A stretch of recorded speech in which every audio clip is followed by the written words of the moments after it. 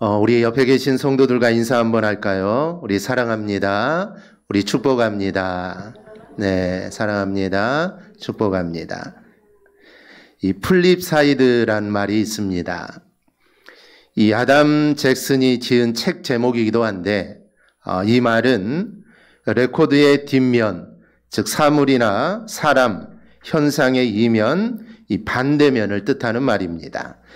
이 말이 주는 의미는 똑같은 시련이지만 어떻게 그 시련을 대처하느냐에 따라 인생이 판이하게 달라진다라는 그런 의미입니다. 이 책의 저자인 잭슨은 8살부터 앓아온 심각한 피부병과 싸우면서 오랜 탐색과 연구 끝에 획기적인 이 건선 치료법을 개발하게 됩니다. 그래서 이 치료법으로 인해 같은 질병으로 고통하는 전 세계 수많은 사람들에게 희망의 상징이 되기도 합니다. 이 삶에서 부딪히는 모든 문제, 즉 모든 시련에는 반드시 기회가 숨어 있다는 겁니다. 일이 꼬이거나 불운의 사건에 휘말릴 때도 이 반드시 그 안에 기회가 숨어 있다는 것이죠. 우리가 흔히 하는 말로 하나님의 축복은 이 고난이라는 보자기에 쌓여서 우리에게 온다라고 말을 합니다. 그런데 우리는 이 고난의 보자기만 보지 그 안에 담겨있는 하나님의 축복을 우리는 보지를 못합니다. 이런 경우가 참 많다라는 것이죠. 그런 이 책에서 여러 사람을 예로 듭니다. 전 세계 82개국에서 매년 약 20여 명에게 식사를 제공하는 이 KFC 왕국을 건설한 이 커넬 샌더스는 그의 나이 65세에 $105의 정부 지원금과 치킨 레시피 하나로 그는 인생을 변화시켰다라고 합니다. 즉 막다른 길, 정말 어려운 조건 속에서 그대로 뒤집어서 그 안에 숨은 기회를 찾아낸 겁니다. 이 잭슨은 좋은 소식과 나쁜 소식은 항상 함께 온다라고 말을 합니다. 좋은 소식을 내가 잡을 것인가? 아니면 나쁜 소식을 잡을 건가는 각자의 선택에 달려있다라는 것이죠. 말하지 못하고 듣지 못하고 또 보지 못하는 이 삼중고의 어려움을 겪었던 헬렌 켈러는 한쪽 문이 닫히면 다른 쪽 문이 열린다. 하지만 우리는 원망의 눈으로 닫힌 문만 바라보느라 우리를 향해 열려있는 또 다른 문을 보지 못한다라고 했습니다. 이 윌마 루돌프라는 사람이 있습니다. 그녀는 올림픽에 나가서 이 3개의 금메달을 딴 육상 선수입니다. 그런데 그녀는 그럴 수 있는 사람이 아니었습니다. 이 루돌프는 1940년 미국 테니스주에서 태어납니다. 태어날 때 그의 몸무게는 2kg도 되지 않았습니다. 이후 큰 병을 겪으며 죽을 고비를 여러 번 넘기고 이로 인해 후유증 때문에 왼쪽 다리를 움직일 수 없게 됩니다. 즉 소아마비 판정을 받게 되죠. 의사는 걸을 수조차 없을 거라는 이 진단을 내립니다. 그런데 이 그녀의 어머니는 의사는 할 수 없다고 말하지만 넌 할 수 있어. 네가 곧곧 뛰는 것은 네 마음먹기에 달려있어. 넌 할 수 있어. 그리고 억지로 걸음마를 시키고 그에게 운동을 시킵니다. 괴로웠지만 난 할 수 있어라는 생각을 가지고 이를 악물고 그는 걷고 또 걸었습니다. 그래서 결국 11살에는 목발을 버리고 혼자 걸을 수 있게 됩니다. 그러면 그녀는 여기에 머물지 않았습니다. 또 연습하고 또 연습하여 걷고 뛰고 그래서 중학교 때는 이 농구 선수로 뽑혀서 그의 이름을 날리기도 하죠. 그러다가 우연히 육상부 코치의 눈에 들여서 육상을 시작하게 되는데 이 소아마비에 걸려서 걷지도 못할 거라는 그녀가 올림픽에 나가게 됩니다. 그녀는 1956년 이 멜버른 올림픽에 나가 이 400m 계주에서 동메달을 얻죠. 그리고 4년 후인 1960년 로마 올림픽에서 그녀는 100m, 200m, 400m 계주에서 3개의 금메달을 획득하고 단일 올림픽에서 그것도 육상에서 3개의 금메달을 획득한 최초의 미국 여성이 되게 됩니다. 여러분, 인생의 성공은 환경이나 조건에 있는 게 절대로 아닙니다. 내 환경이 좋지 않아서 내 환경이 성공할 수 없는 환경이야. 아닙니다. 이 성경의 여부는 환경과 조건에 있는 게 아니라 그 환경과 조건을 대하는 삶의 태도와 자세에 달려있는 것입니다. 그리고 무엇을 선택하느냐? 그것은 이 자신의 몫입니다. 어둠과 밝음, 아니면 절망과 희망, 성공과 실패, 죽음과 삶, 신앙과 불신앙, 좌와 우, 이 어느 편에 설 것인가는 이 자신의 선택에 달려 있습니다. 그리고 그 선택의 결과는 큰 차이를 가져오죠. 어찌 보면 정말 사소한 것이지만 큰 차이를 만들어냅니다. 잠언 14장 12절을 보면 어떤 길은 사람이 보기에 바르나 필경은 사망의 길이니라 라고 말씀을 합니다. 어떤 결정은 정말 바른 결정 같습니다. 사람이 생각할 때 바른 결정이지만 그 결정은 실패의 결정이 있고 어떤 결정은 실패의 결정 같은데 바른 결정이 있다라는 말씀입니다. 이 다윗의 아들 중에 압살롬이라는 왕자가 있습니다. 압살롬은 다윗의 여러 왕자들 중에 탁월했습니다. 외모뿐만 아니라 모든 면에서 탁월한 아들이었죠. 그런데 이 압살롬이 반란을 일으켜 자신이 왕의 자리에 앉으려고 무려 4년 동안 치밀하게 준비를 합니다. 4년 동안 많은 사람들을 자신의 편으로 끌어들이죠. 다윗 아버지의 신하들도 자신의 편으로 다 끌어들입니다. 그리고 드디어 헤브론에서 반란을 일으키죠. 이 반란을 전혀 예상하지 못했던 이 다윗과 그의 신하들은 당황하여 급히 다윗성을 빠져나와 도망을 치기에 바쁩니다. 이 상황에서 이때는 자신의 부하 600명과 함께 자처하여 다윗의 호위를 맡게 됩니다. 그런데 이때의 출신이 특이합니다. 이때는 바로 가드 사람입니다. 여러분 가드하면 누가 생각나십니까? 가드하면 골리앗입니다. 사무엘상 17장 4절을 보면 골리앗을 가드 사람이다 라고 말을 합니다.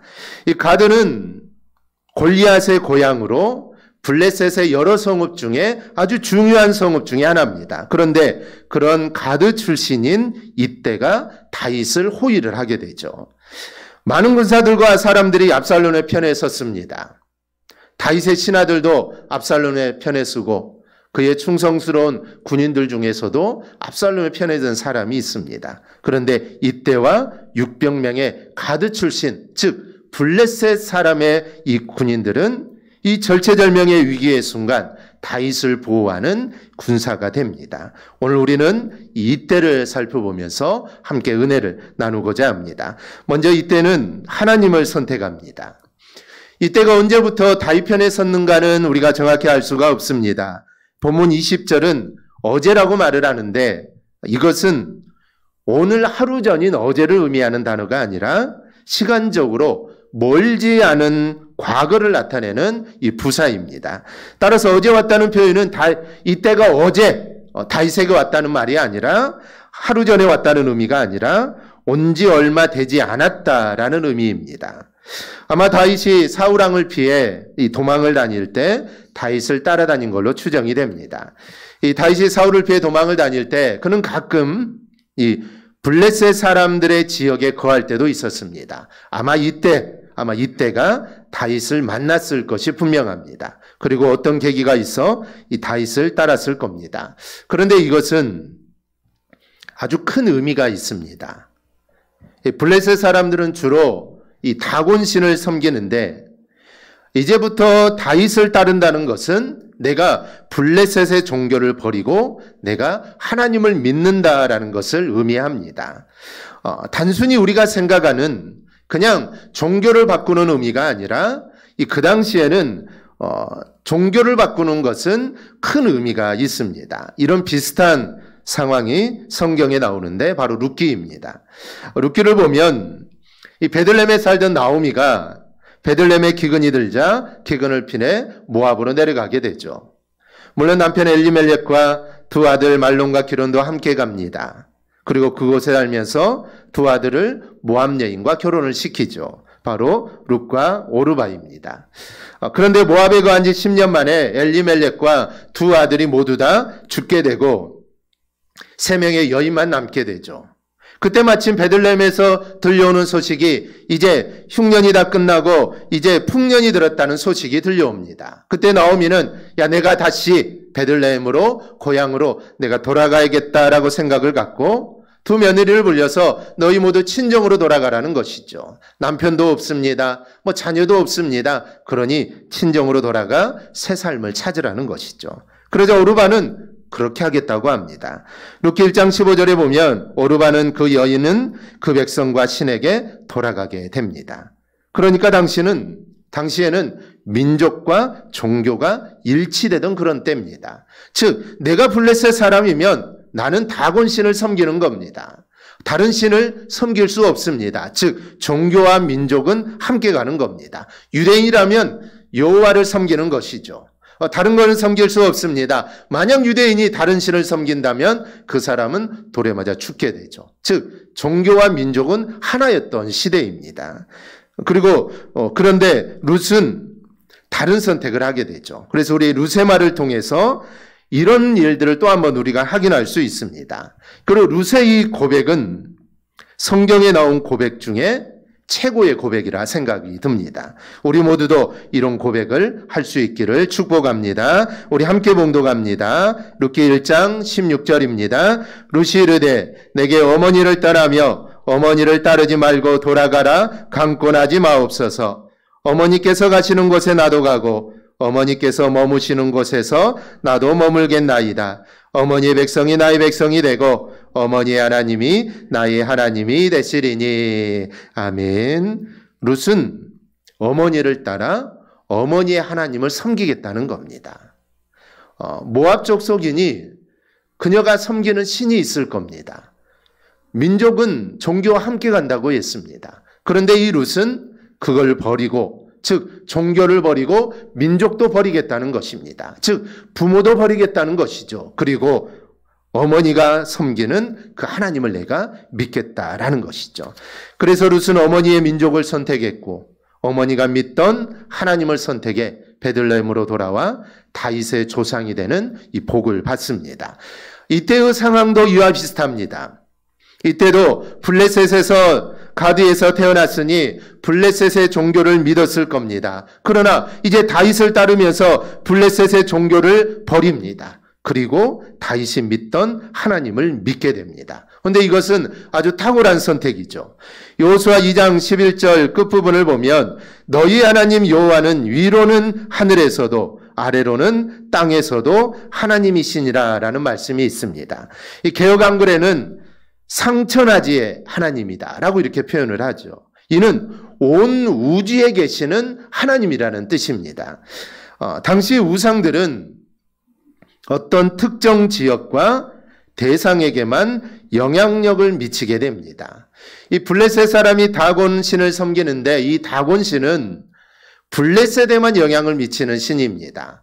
이 다곤 신이 블레셋을 넘어서 유대인에게도 영향을 미치고 아니면 애굽에게도 영향을 미치는 그런 신이 아닙니다. 즉 그 나라와 그 민족에게만 한정되어 있는 게 우상이죠. 그런데 하나님은 그렇지 않는다는 것입니다. 즉 하나님은 온 우주에 계시지 않는 곳이 없습니다. 그러기에 오직 하나님만이 복을 주실 수 있는 유일한 분입니다. 그리고 나머지 우상들은 다 사람이 만든 수곡물이기 때문에 은혜도 복도 줄 수가 없습니다. 그런데 이때가 다윗을 따르면서 블레셋 종교를 버리고 여호와 신앙을 갖게 됩니다. 그러니 얼마나 여러분 잘한 선택입니까? 이때를 통해서 우리는 정말 어떤 일이 있더라도 하나님을 선택해야 한다는 이 사실을 우리는 배우게 됩니다.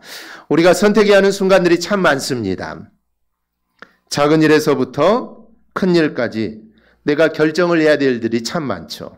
그런 순간마다 하나님 편에 서서 결정하고 우리가 선택할 수 있기를 바랍니다. 많은 사람들이 선택하고 이 결정하는 원리로 삼는 것이 바로 자기 자신입니다. 그러나 성도들은 자기 자신을 기준으로 삼고 사는 사람이 절대로 아닙니다. 하나님을 선택과 결정의 기준으로 삼고 사는 사람이 바로 성도입니다. 그러니 성도된 우리는 언제나 선택하고 결정할 때 하나님 편에 서서 선택하고 결정해야 합니다. 그럴 때 우리는 하나님이 도우시고 책임지시는 은혜를 우리가 입게 됩니다. 이때가 다윗을 따른 것은 단순히 다윗을 따른 게 아닙니다. 다윗의 용맹함과 다윗이 앞으로 큰 인물이 될 것 때문에 다윗을 따른 것이 아니라 그의 선택은 바로 하나님을 따르고 하나님을 선택한 것입니다. 그러기에 이때가 최고의 선택을 했다라고 말하는 겁니다. 우리 모두 어떠한 상황 속에서도 우리가 이때처럼 하나님을 선택하여 하나님이 주시는 은혜를 풍성하게 누리기를 주님의 이름으로 축복합니다. 둘째로 이때는 신실하였습니다. 이때는 다윗을 따를 때 당연히 블레셋이 섬기는 신을 버리고 다윗이 섬기는 여호와 신앙을 갖게 됩니다. 이 세월이 흘러서 이제 다윗이 왕이 되었습니다. 그리고 이때도 예루살렘에 와서 살게 되죠. 이때는 전혀 드러나지 않습니다. 그런데 압살롬의 반역이 일어나고 많은 사람들이 압살롬의 편에 섭니다. 급하게 피난을 가다 보니 다윗을 호위할 군사조차 이게 변변이 없었습니다. 이때 600명과 함께 다윗을 보호하기 위해 나선 사람이 바로 이때였습니다.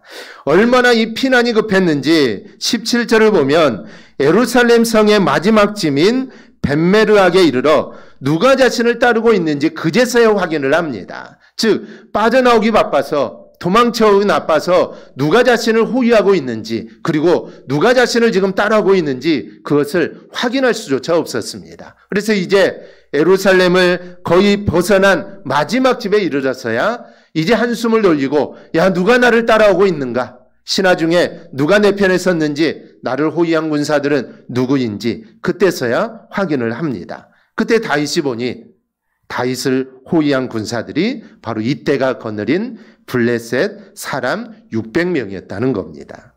이때 다윗은 이때에게 돌아가라고 하죠. 너는 블레셋 사람이니 아마 압살롬이 죽이지 않을 것이니 돌아가라. 그리고 네가 나를 따라와도 내가 지금 너에게 해줄 것은 아무것도 없으니 너는 고향으로 돌아가든지 나를 떠나가라 라고 말을 하죠. 그런데 이때 다윗의 말에 이때가 하는 말이 있습니다. 본문 21절입니다. 여호와의 살아계심과 내 주 왕의 살아계심으로 맹세하옵나니 진실로 내 주 왕께서 어느 곳에 계시든지 사나 죽으나 종도 그곳에 있겠나이다. 이 말은 룻의 말과 비슷합니다. 실제로 룻도 시어머니 나오미를 따라 베들레헴에 와서 밭에 떨어진 이삭을 주워다 어머니를 전심으로 섬깁니다. 심지어 유대인조차 다윗을 다 버렸습니다. 이방인인 이때는 그렇게 하지를 않습니다. 즉 죽어도 떠나지 않겠다라는 말이죠. 이때란 이름의 뜻이 곁에 있는 자라는 의미입니다. 이때는 이름 그대로 다윗 곁에 있는 사람이 됩니다. 사람이 평안할 때 누군가 옆에 있는 것은 쉽습니다. 그러나 위기가 어려운 순간에 곁에 있는다는 것은 이게 쉬운 일이 아닙니다. 이 사람의 인심이라는 것이 이 좋을 때는 옆에 있으려고 하지만 그 사람이 공경에 처하면 슬그머니 빠지는 법입니다. 잠언 19장 4절입니다. 재물은 많은 친구를 더하게 하나 가난한 즉 친구가 끊어지느니라. 우리가 탕자의 비유를 통해서도 우리가 알 수가 있습니다. 이 둘째 아들이 아버지의 유산을 가지고 그것을 흥청망청 쓸 때는 그 주위에 친구들이 얼마나 많았는지 모릅니다. 함께 먹고 마시니 친구들이 늘 있었죠. 하지만 그 재산을 모두 허비하고 그가 이제 가난하게 되었을 때 그의 주위에는 친구가 한 명도 없었습니다. 즉 재물은 많은 친구를 더하게 하나 가난한 즉 친구가 끊어지느니라. 이 성경의 말씀과 같습니다. 가진 것이 많이 있을 때는 친구들이 모여들지만 가진 것이 사라지면 친구도 다 떠나는 겁니다. 이게 세상의 사람의 인심입니다. 여러분 예수님도 보세요.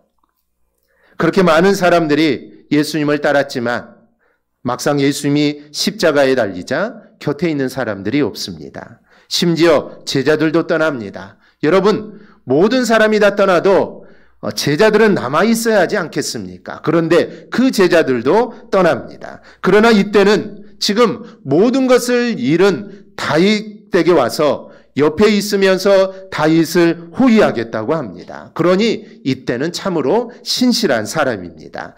이 스위스의 루체른에 가면 빈사의 사자상이 있습니다. 그런데 이 사자상을 보면은 큰 감동이 됩니다. 이 사자상은 1792년 8월 10일 이 프랑스 대혁명 당시 이 틸레르 궁전을 사수하다 죽은 스위스 용병들을 추모하기 위해 만든 이 상입니다. 당시 사람들이 이 궁전에 있던 루이 16세를 습격할 때 이 근위대에 배속된 약 760명의 스위스 용병은 최후까지 항전하다가 이 몰살을 당합니다. 그 당시에 루이 16세는 이 포위된 스위스 용병들에게 너희들은 후퇴하여 병영으로 돌아가라는 명령을 내립니다. 하지만 용병대장은 이를 거부하고 싸우다가 죽게 되죠. 이 프랑스 왕가의 상징인 이 백합을 지키는 이 사자가 이 스위스 용병을 상징합니다. 이 조각상을 보면 사자의 몸에 이 창이 꽂힌 채 앞발로 프랑스 왕실을 상징하는 백합 모양 방패와 창을 품고 있는 것을 볼 수가 있습니다. 이 사자상 위에는 이 라틴어가 적혀져 있는데 그 뜻은 스위스의 충성과 용감함이라는 뜻입니다. 그리고 사자상 아래에는 작은 글씨가 적혀져 있는데 그 당시 전사한 용병들의 이름이 새겨져 있습니다. 이 보기에는 작아 보이죠. 하지만 실제 크기는 길이 10m, 높이 6m에 달하는 이 대형 조각상입니다. 미국의 작가인 마트 트웨인은 이 조각상을 세계에서 가장 감동적인 작품이다라고 이 작품을 극찬하기도 했습니다. 여러분, 용병도 이렇습니다. 그런데 우리는 그리스도인입니다. 주님은 우리를 가리켜 성도라고 합니다. 그렇다면 나는 그 이름대로 여러분 신실하게 살고 있습니까? 목사, 장로, 권사, 집사 이 직분은 무언가를 해야 하는 직분입니다.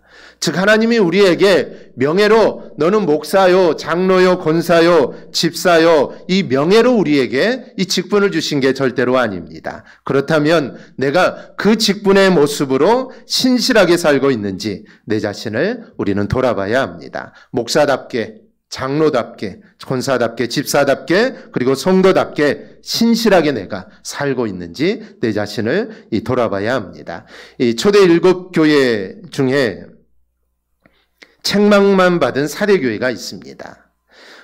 책망도 받고 칭찬도 받고 아니면 칭찬만 받는 교회들도 있지만 이 사대교회는 주님으로부터 칭찬은 받지 못하고 책망만 받게 됐죠. 그 사대교회를 향해 주님은 이렇게 말씀합니다. 우리 함께 읽겠습니다. 사대교회의 사자에게 편지하라. 하나님의 7영과 7별을 가지신 이가 이르시되 내가 내 행위를 아노니 내가 살았다는 이름을 가졌으나 죽은 자로다. 아멘. 사대 지역은 리디아 왕국의 수도로 대단한 번영을 누렸던 지역입니다. 전하는 바에 의하면 이곳에는 이 사금이 많이 나서 사람들이 이 사금을 채취해 수입을 올렸고 또 양털을 가공하는 모직이나 방직, 염색 공업을 주업으로 삼아 생계를 유지했던 지역입니다. 즉 한마디로 정말 부유하고 번영했던 도시입니다. 사대교회는 이런 지역에 있었으니 사대교회는 아마 크고 웅장했을 것입니다. 아마 모이는 숫자도 많았을 것이고 교회 안에 각 기관이 있어서 여러 가지 사업도 있을 겁니다. 주일마다 드리는 예배 의식은 아주 경건하고 장엄하게 잘 진행이 되었을 겁니다. 그러나 이 교회를 죽었다고 하십니다. 겉으로 보기에는 살아있는 교회죠. 웅장하고 하는 일도 많고 들썩이니 이 교회는 겉으로 보기에는 살아있는 교회입니다. 그런데 주님은 이 교회는 죽은 교회라고 말씀을 합니다. 그런데 그러면 왜 주님은 사대교회를 향해 죽었다라고 말씀을 할까요? 이름값을 못했기 때문입니다. 성도의 값, 그리스도인의 값을 하지 못했기 때문에 죽은 교회, 죽은 성도라는 것이죠. 우리는 다 이름이 있습니다. 그럼 그 이름대로 여러분 신실하게 살고 있습니까? 그리스도인답게 성도답게 여러분 살고 있습니까? 우리 모두 성도답게 그리고 그리스도인답게 신실하게 살아가기를 축복합니다. 셋째로 변함없는 신실하고 충성된 사람은 결국 복을 받는다라는 사실입니다. 다윗 왕이 너는 이방인이 압살롬이 너를 죽이지 않을 것이고 이제 나는 네가 나를 따라도 해줄 게 없으니 돌아가라고 합니다. 이 말은 이제 나를 따라와 봤자 고생만 할 것이고 잘못하면 죽을 수도 있다라는 것이죠. 그러나 이때는 돌아가지 않습니다. 그리고 21절에서 이렇게 말하죠. 여호와의 살아계심과 내 주 왕의 살아계심으로 맹세하옵나니 진실로 내 주 왕께서 어느 곳에 계시든지 사나 죽으나 종도 그곳에 있겠나이다. 이때의 충성은 변함이 없습니다. 그리고 충성하면 누구라도 칭찬을 받죠. 주님께서도 이 충성스러운 일꾼을 축복하십니다. 이 마태복음 25장 21절을 보면 2달란트 5달란트를 받아 2달란트와 5달란트를 남긴 사람에게 이렇게 말합니다. 잘하였도다 착하고 충성된 종아, 내가 적은 일에 충성하였음에 내가 많은 것을 내게 맡기리니 내 주인의 즐거움에 참여할지니라. 그러나 반대로 충성하지 않고 신실함을 보이지 않는 종에게 이렇게 말합니다. 이 무익한 종을 바깥 어두운 데로 내쫓으라. 거기서 슬피 울며 이를 갈리라 하니라. 무익한 종이라고 합니다. 있으면 해가 되는 종이라는 것이죠. 이것만큼 저주스러운 이름이 어디 있겠습니까? 시간이 흘러 다윗이 압살롬에 맞서 싸우려고 전열을 정비합니다. 그때 이 신실하고 충성스러운 이때에게 다윗은 확실한 보상을 합니다. 이 사무엘하 18장을 보면 이 군대를 세 부대로 나누게 됩니다. 즉 이제 압살롬과 싸우기 위해 군대를 세 부대로 나누게 되는데 그 한 부대를 이때에게 맡깁니다. 이때는 블레셋 사람입니다. 그런데 이때에게 그 부대의 한 부대를 맡기게 된다는 것이죠. 이제 이때는 다윗의 최고의 장군이 누굽니까? 이 요압 아닙니까? 다윗의 나라의 군대 장관이 요압입니다. 그런데 이때는 이제 이 요압과 어깨를 나란히 하게 됩니다. 물론 이때가 그런 것을 바라고 마지막까지 충성한 것은 아닙니다. 그럼 우리가 주님께 충성하면 주님은 우리에게 어떤 것을 보상해 주실까요? 우리가 이런 것을 바라고 충성하는 것은 아니지만 분명히 주님은 큰 복을 주십니다. 이 마태복음 10장 42절에 보면 또 누구든지 제자의 이름으로 이 작은 자 중 하나에게 냉수 한 그릇이라도 주는 자는 내가 진실로 너희에게 이르노니 그 사람이 결단코 상을 잃지 아니하리라. 즉 주님을 위해 충성과 수고를 아끼지 않는 성도들을 위해서는 분명히 놀라운 것을 하나님은 주시는 겁니다. 우리가 이런 것을 바라고 하나님께 충성하는 것은 아니지만 하나님은 충성하는 자에게 반드시 하나님이 복을 주신다는 이 사실을 우리가 잊지 않기를 바랍니다. 의미의 축이라는 책을 쓴 유명한 심리학자인 이 프랭크 박사는 2차 세계대전 때 이 포로 수용소에 잡혀 들어가게 됩니다. 그곳에서 프랭크 박사의 가족들은 모두 죽임을 당하게 되죠. 이때 끔찍한 상황 속에서 이 프랭크 박사는 괴로움을 이기고 오히려 전보다 더욱 밝게 살아갑니다. 그의 태도가 마음에 들지 않았던 이 간수가 그를 데려다가 옷을 벗기고 폭행을 가합니다. 그러나 프랭크 박사는 그럼에도 전혀 그들에게 분노를 품지 않고 어떤 저주의 말도 하지 않습니다. 그리고 그 이유를 다음과 같이 설명합니다. 당신들은 내 가족을 죽일 수 있고 내 옷을 벗길 수도 있습니다.